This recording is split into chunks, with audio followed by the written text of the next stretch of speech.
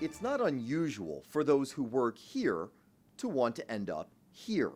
Though Senator Michael Bennet, over a warm drink on a cold D.C. day, argues he's anything but typical. You were the 21st Democrat to jump into this race. Were the first 20 just not cutting it?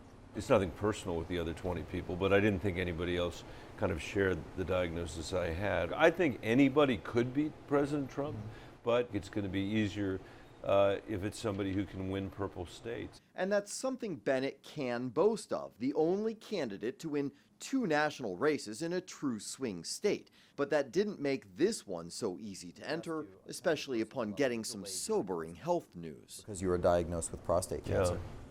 Did that drive your decision-making at all? All of a sudden, very disappointed that I wasn't going to have the chance to run. That was my reaction, which I thought was interesting because I was ambivalent about whether to run. The other thing, though, that was very clarifying was going through an experience like that, knowing that there are millions of people in this country that don't have health insurance. If I were one of those people right now, I'd be talking to you and I'd still have prostate cancer and I'd be getting sicker and sicker and sicker.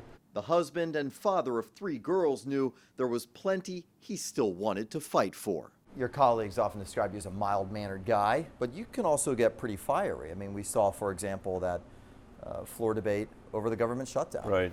My state was flooded. It was underwater. People were killed.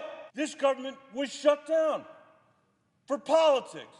It wasn't fake. There's a lot for the American people to be upset about, and I'm upset about it too. You're the first school superintendent to run for president. That's true. Would you say, above all, you're a schools guy? On a domestic policy issue, above all, I'm a schools guy, or above all, I'm an economic mobility guy. We got to lift people out of poverty in this country.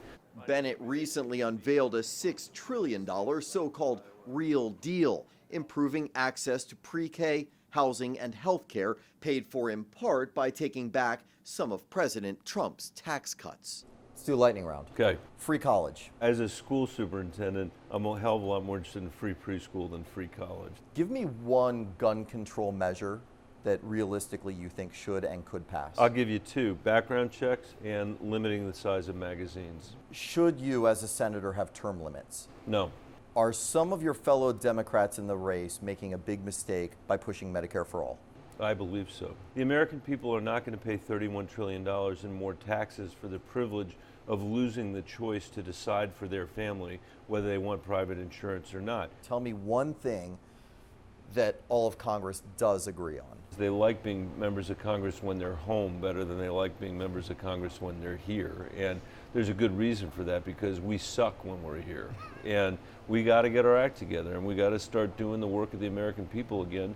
If not, he warns, Democrats could pay the price. We should never have lost to Donald Trump the last time. Like, that is catastrophic that we lost to him. And if we lose to him again, I mean, it's going to be nobody's fault but ours. So we have a lot of work to do. Senator, thank you for your time. Thank you. Really appreciate it.